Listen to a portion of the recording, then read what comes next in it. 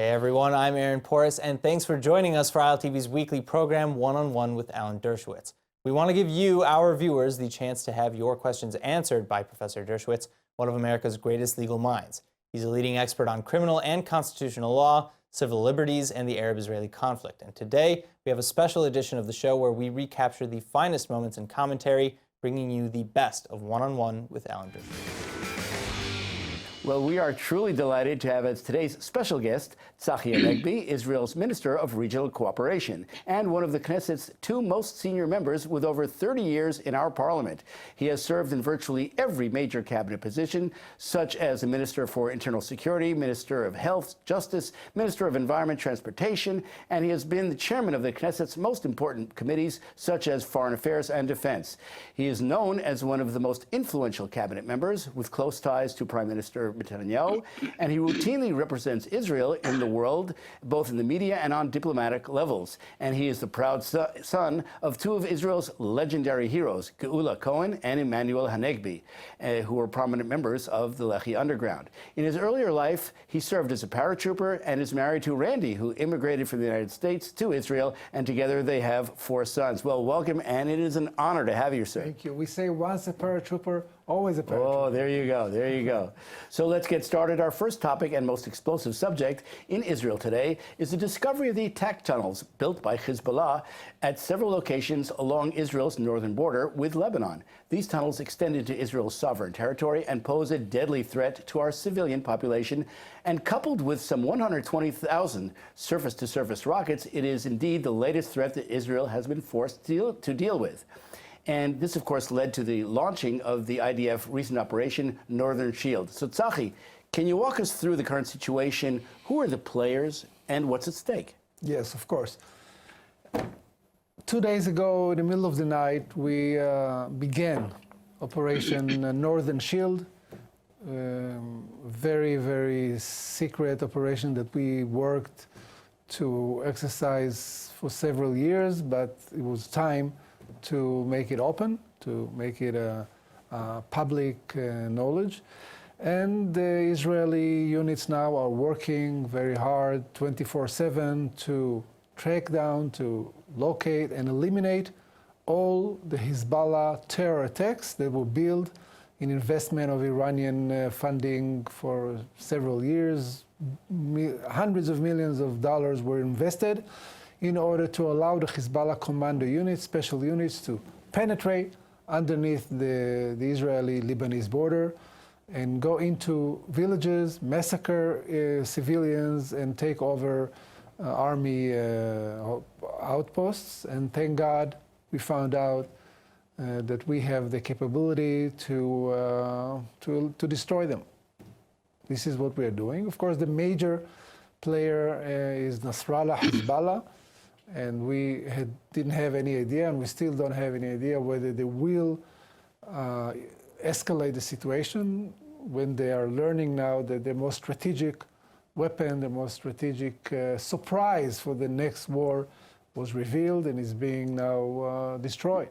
So we didn't know, and we still don't know whether they will provoke us. We are ready to any challenge, any provocation on their side. Alan?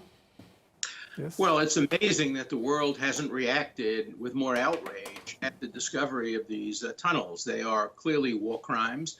They violate A, Israeli sovereignty, and B, target civilians. And the world should be outraged. You know, the Security Council should be convened. The International Criminal Court should be looking into it. Instead, the International Criminal Court is looking into real estate disputes on the West Bank and failing to understand that Israel has offered peace so many times, and the Palestinians have refused it. So the international community, as usual, is failing in its responsibility. And Israel has again had to learn that it can only count on itself and its own technology. I think it's wonderful that Israel has developed the technology that allows it to prevent these attempted massacres, and the world should be cheering and supporting Israel. Israel teaches the world how to deal with terrorist threats within the rule of law and in complete compliance with human rights. You know, Alan, there are two Security Council United Nations Security Council resolutions 1701 and 1559 that were violated brutally by the Hezbollah since the end of the war in 2006. And for so many years, Israel is complaining about it, and Israel is trying to expose more and more facts to the international community. United States, some European countries, even the EU, designated Hezbollah as a terrorist organization, but they have this facade that there is, on the one hand, a terrorist organization, but really there is some kind of a political wing of Hezbollah, and they are legitimate and they are considered relevant for negotiation and relevant for dialogues. And we are trying to make sure people understand and the world understand there's no distinction. The same leader, Hezbollah, the same leadership of terrorist organization, they are responsible for digging those tunnels, for trying to go underneath the Israel sovereignty, so to speak, and to go into Israeli kibbutzim, moshavim, villages, settlements, and just take hostages or massacre innocent civilians. So we are truly delighted to have, as today's special guest, a dear friend of mine for many years, and easily my favorite documentary filmmaker, Nancy Spielberg, whose brother Steven has also made a few movies that you may have seen. I first met Nancy when she came to work here in Israel on her award-winning film Above and Beyond, which captures the heroic story of the first Israeli Air Force pilots, especially the foreign volunteers who literally saved the state in the first days of Israel's independence in 1948. Nancy also executive produced Elusive Justice, The Search for Nazi War Criminals, which aired on PBS. She served as a consultant on the Oscar-winning documentary film Chernobyl Heart, and executive produced On the Map, which tells the story, the iconic victory of Maccabi Tel Aviv against all odds and against the Russians, led by our mutual friend Tal Brody. So she is currently executive producing Who Will Write Our History? So welcome, Nancy. Thank you very much. I'm thrilled to be here. And let's get right into it. Nancy, please tell us about your newest movie. What's it about, and how did you get involved? The new film is called Who Will Write Our History, and it actually is a book by Sam Kassow by the same name. Roberta Grossman, who directed Who Will Write Our History, directed Above and Beyond, and started to tell me all about this incredible story about a man named Emanuel Ringelblum, who was living in the Warsaw Ghetto, and Emanuel led a secret group of people. Knowing they would not survive, they decided to write their diaries and take reports on everything happening in the Warsaw Ghetto, and they buried all these documents in milk cans and tin boxes in the hopes that somebody would survive and that these documents would scream the truth to the world and the Germans would not be writing our history. So when Roberta, the more she talked about it, and it was a little bit of that buried secret archives, and of course in my head I'm thinking Indiana Jones, you know, I've got that whole Spielberg thing going on, and I said, I have to know more. And we knew so little about the Holocaust growing up that to me this was an eye-opener and a story not known. So Alan, before we get your reaction, let's have a look, and quite literally a sneak preview of Who Will Write Our History.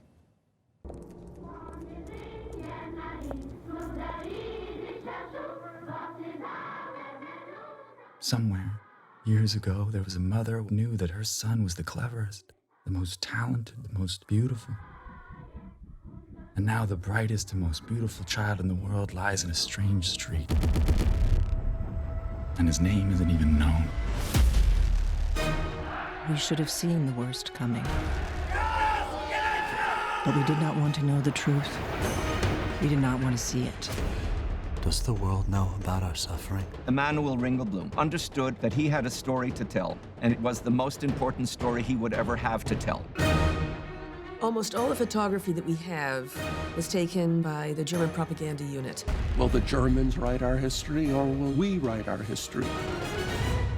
Let the witness be our writing. Their goal was to write the history of the war from the Jewish perspective. And there was no time to lose. The worst scenario was in the process of happening. Writing becomes the only recourse. That was the ultimate act of defiance. You don't really need guns to fight. You could fight with paper and pen.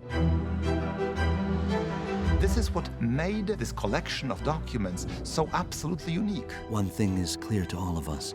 Our devotion and constant terror have not been in vain. Among those taken away was Rabbi Uberman, Geli Sexton, Israel Lichtenstein, Leib Golden, Abraham Levin, Halina. Emmanuel Ringelblum. Remember, my name is Nahum Gazivich. I am writing this as a witness.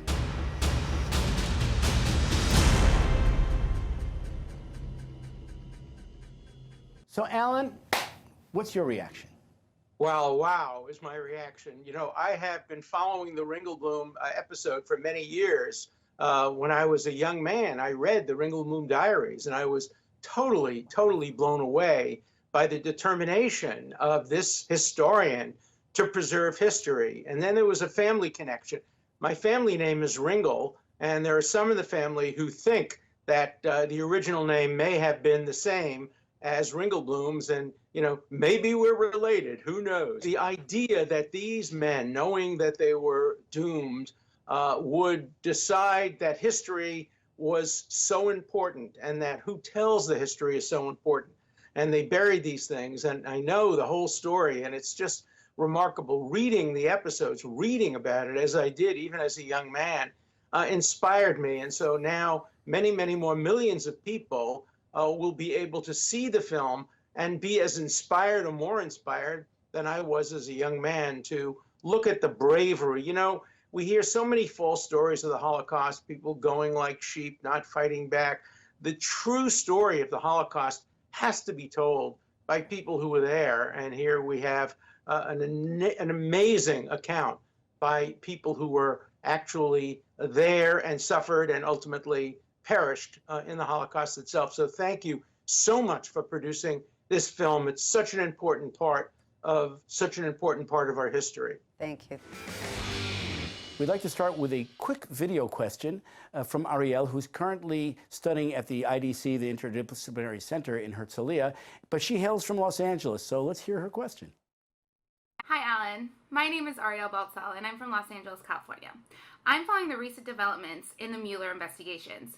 And I was just wondering, are the investigations, indictments, and sentencing of the people like Manafort and Cohen a sign of an efficient justice system or the abuse of a justice system?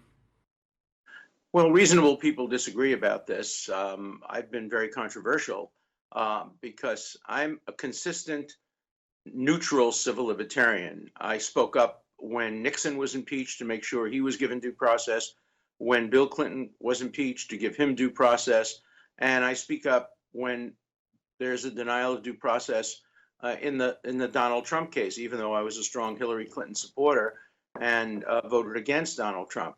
I think there have been abuses of the system. I don't think it's right to call somebody into an interview, tell him he shouldn't have a lawyer, and then ask him a question which you know the answer to already because you have a tape recording of his meetings with the Soviet Russian diplomats, and just test him, give him an opportunity to lie, a test which he fails.